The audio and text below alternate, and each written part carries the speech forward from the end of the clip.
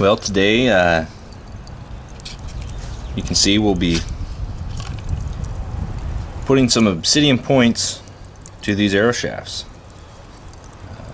Did a little video on how to do the primitive fletch, and now we're gonna do a how-to video on hafting a stone point to a wood shaft. We already got the shafts knocked to receive the point. I guess one of the mistakes I made early on was making my knocks too deep, thinking that the shaft had to come up well past a side groove here to tie onto, but that's not the case. You only need the point to sit securely into the base of the shaft, like so. First thing we're going to do is take an obsidian flake. Handsaw works just as well. I actually use a bandsaw to put these knock grooves in the shaft. But what we can do is take the base of the point itself. What we're doing here is just ensuring a good fit, and you can shape it with the base of the point, rocking it back and forth, kind of sawing at the shaft itself with the point, and then check for fit. You don't want big gaps in there. Little gaps are okay. We're going to fill this with pitch to secure the point. And what you really want to check for is that the point can line up straight with the shaft. After we get our initial, those coals are hot. After we get our point secured in with pitch, we can fine tune that, spin the arrow, check that this point is in line with the arrow shaft. It's important. So that was a pretty good fit on there. What we're going to do now is take some pitch mixture and get a little warm over the coals. Get the end of the shaft itself warm to receive the pitch. Get a good bond.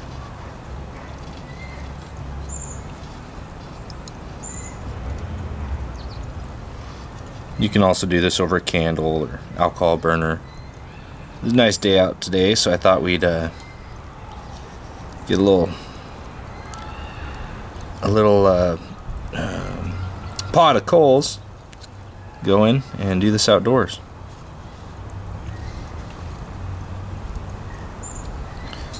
You don't have to get this stuff super hot. If you're using a torch, propane torch or open flame, it doesn't take much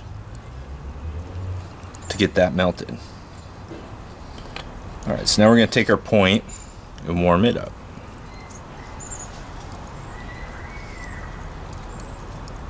Just warming up the base so that it'll melt the pitch and create a good bond. It's a little warm, and that's plenty warm there. A little too soft. And check for alignment. Typically your point will fit good one way but not the other, and it looks like I'm going to need to flip this around.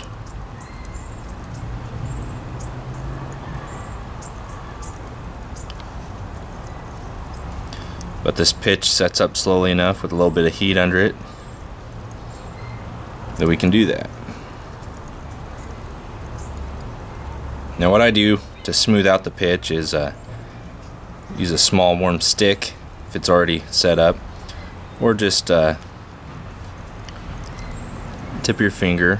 It's not too warm. Just want to smooth it down. Make sure it's not still so hot that you're gonna burn your finger or lose the point. So your point shifts around for a while that sets up.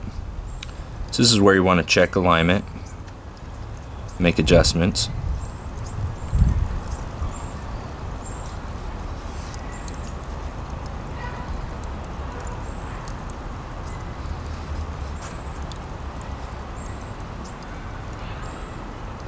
That looks good to me. So what we'll do now is just Give it a little spin test. It might shift around on us a little bit. That looks pretty darn good. So now I'm just gonna hold that a little bit longer, make sure it stays in place as that pitch sets up. If you want, you can take an ice cube to it and finish the pitch.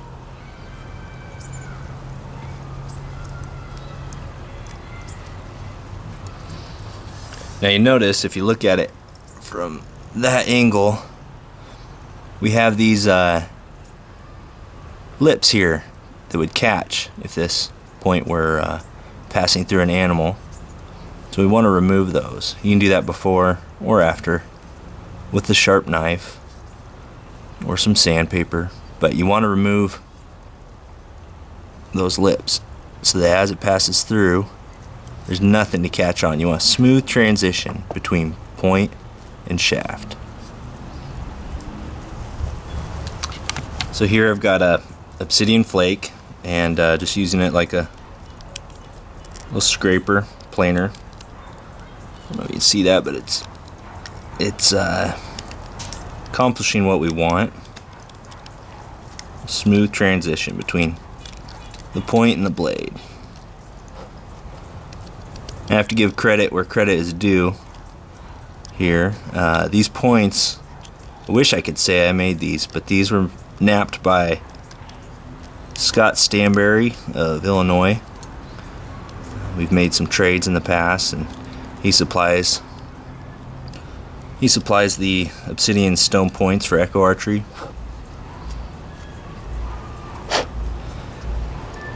So you can see the difference there. This is a nice smooth transition between point and shaft, and here we have that catch, that shoulder, so we need to take that down. Always use caution when using obsidian flakes. They're extremely sharp.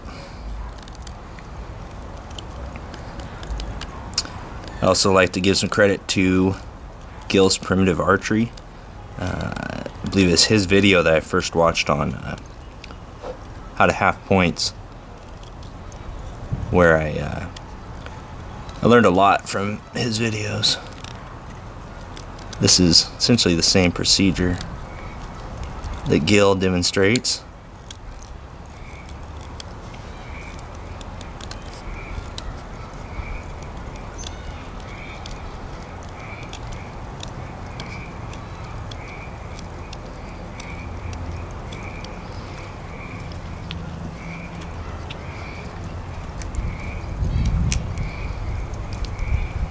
Alright, that stuff is sharp.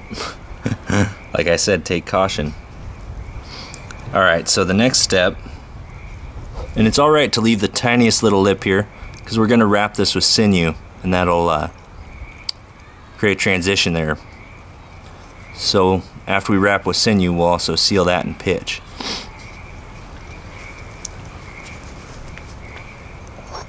I should mention that the pitch stick we're using here is not just pitch. It's actually Doug fir pitch that's been cooked down until all the volatiles have escaped, and you're left with a hard, brittle rosin. Then it's reheated, and beeswax and ground up charcoal are added to give it some body and take away a little bit of the brittleness.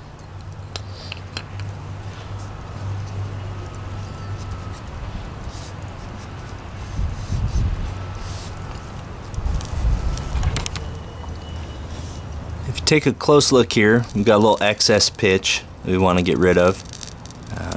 You can do this pretty easily over candle flame. You can get the outside of it hot and smooth it with your finger, pull a little excess away. Since we're out here working over coals, I just grabbed a round file and put the end in the coals for 20 seconds, and that gives us enough heat to rework that pitch. Again, we're going for that smooth transition here.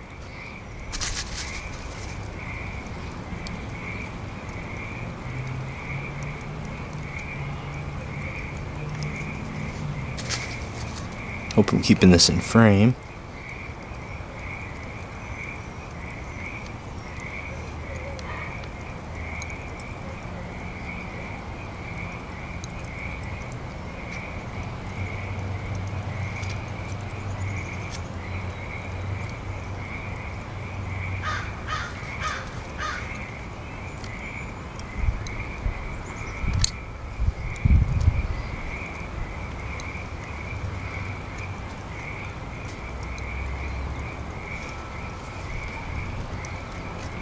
Alright, it's much better.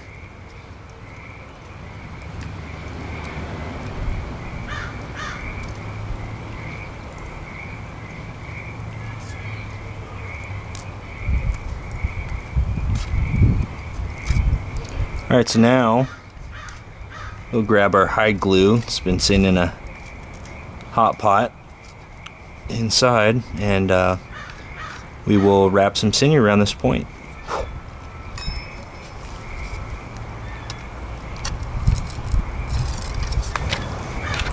Alright, so now that we have mounted our point with some pitch, we're going to wrap it with sinew to secure it and to keep the wood from splitting upon impact. So we take a longer piece of sinew, some back sinew here, and pull off a piece of that. That's probably enough to do 2 there. And what I like to do is chew the sinew. Softens it, gets it warm and pliable. And I believe the saliva does have plays a part in creating a good strong bond with the hide glue, sinew, and wood. If you want, though, you can use warm water. We'll get it warm and pliable.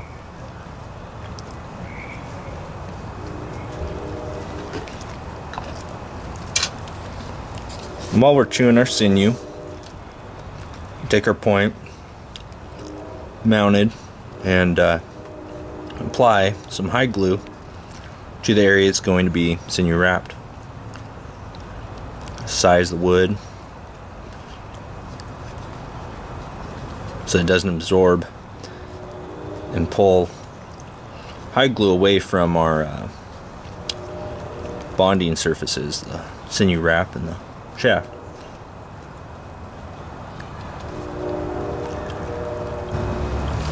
Okay, we chewed on that sinew a bit and then pulled off a strand, so that's all you need is just that thin little strand. Keep it warm and pliable, wet, and apply some hide glue to that. Don't want it dripping with hide glue, you just want to squeegee some into it. And take your shaft,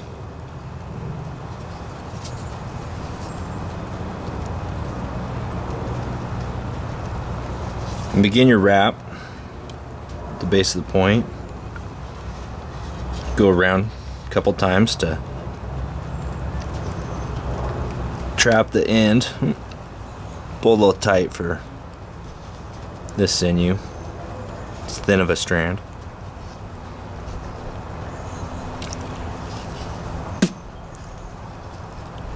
Alright, let's try that again. Wrap over the end, pull tight, not too tight, and then cut up into your point there and around, back down across, making a X, then around the base of the point once or twice,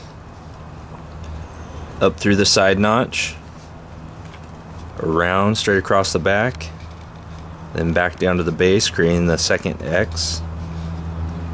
Then you're going to want to wrap it around the base several times. Keep it pretty snug as you wrap.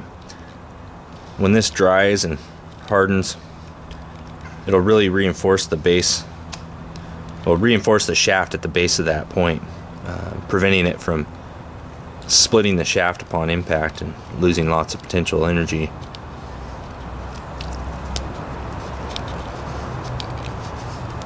Alright.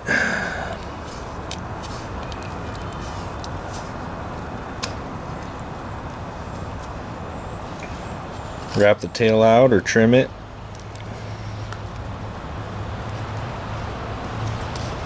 And then coat that with hide glue. It's probably a little more than is needed there. And once that dries down, we will seal it with some pitch.